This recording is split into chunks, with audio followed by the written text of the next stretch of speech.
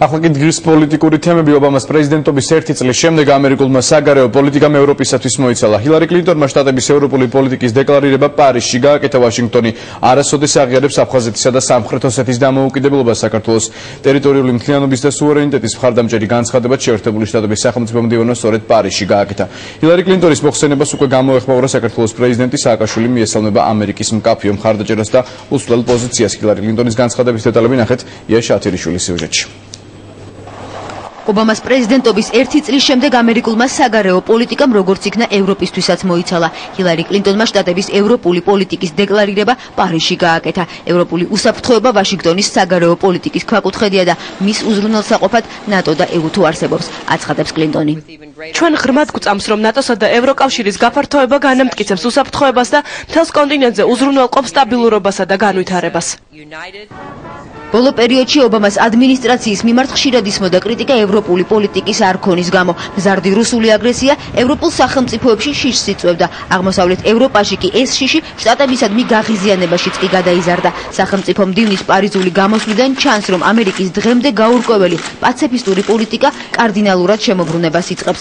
ეგრეთ წოდებული გადატვირთვის ფონზე ვაშინგტონი რუსეთის მიმართ ძალის გამოყენების შესაძლებლობაზე პირველად ალაპარაკდა. ჰილარი კლინტონი ამბობს, რომ ნებისმიერი ევროპული სახელმწიფო სუვერენიტეტის შელახვის შემთხვევაში ნატოს წესდების მეხუთე მუხლით დაუყოვნებლივ ამოქმედება. ამავე ასპექტში სახელმწიფო მდივნის მოხსენების ვრცელი ნაწილი საქართველოსაც დაეთმო.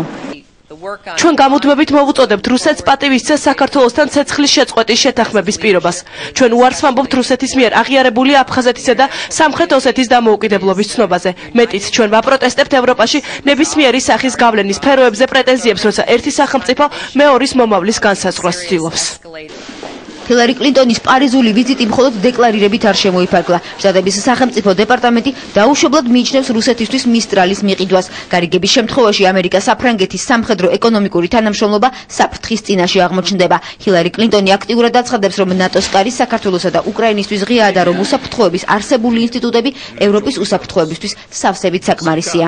ჰილარი კლინტონმა ისევ ხაზი გაუსვა თავის შეხედულებას იმაზე, რომ ძველი არქიტექტურა უსაფრთხოების გაგება ძველი წესით უნდა დარჩეს როგორც იყო. კოლექტიური უსაფრთხოების უფლება ეს არის ერთ-ერთი მნიშვნელოვანი კომპონენტი მთლიანად საერთო უსაფრთხოების. ამიტომ ნატო როგორც აქტორი ევროპაში, რომელიც აბსოლუტურად ლეგიტიმურია უსაფრთხოების უზრუნველყოფის თვალსაზრისით, ეს არის შეერთებული შტატების მკაცრი პოზიცია. შეერთებული შტატები და ევროპა არასოდეს დაუჭერენ მხარს აფხაზეთისა და სამხრეთ ოსეთის დამოუკიდებლობას. არასოდეს შეეგუებიან გავლენის სფეროების არსებობას და დარჩებიან კოლექტიური თავდაცვის ერთგულნი. ჰილარი კლინტონის მიერ პარიზში ჩამოყალიბებული პრინციპების მიხედვით სახელმწიფოს ტერიტორიული მთლიანობისა და სუვერენიტეტის დაცვა ყველა ქვეყნის ვალდებულებაა. უსაფრთხოება კოლექტიური თავდაცვის პრინციპით მიიღწევა. კლინტონის მოხსენებას საქართველოს პრეზიდენტის ადმინისტრაცია საგანგებო განცხადებით გამოეხმაურა. საქართველოს პრეზიდენტი მიესალმება შეერთებული შტატების ასეთ მკაფიო და უცვლელ პოზიციასა და მხარდაჭერას, ვინაიდან სწორედ ასეთი მტკიცე პოლიტიკის გამო შეერთებული შტატები არ მისცემს უფლებას რუსეთს მოხდეს რეგიონის გავლენის სფეროებად დაყოფა და სწორედ ეს პოლიტიკა და მიდგომა არ მისცემს კრემლს იმის საშუალებას, რომ არ მოხდეს ეთნოწმენდის შედეგად 500,000 ქართველის დევნილობისა და რუსეთის მიერ საქართველოს ტერიტორიის ოკუპირებული 20%-ის დაკანონება. ნიშანდობლივია, რომ ვაშინგტონის ევროპული პოლიტიკის ახალი მიმართულებები სწორედ საფრანგეთში გაჟღერდა. ქვეყანაში, რომელიც ევროპაში ერთ-ერთ წამყვან როლს თამაშობს და რომლის ძალისხმევითაც 2008 წლის აგვისტოში რუსული აგრესიის შეჩერება გახდა შესაძლებელი.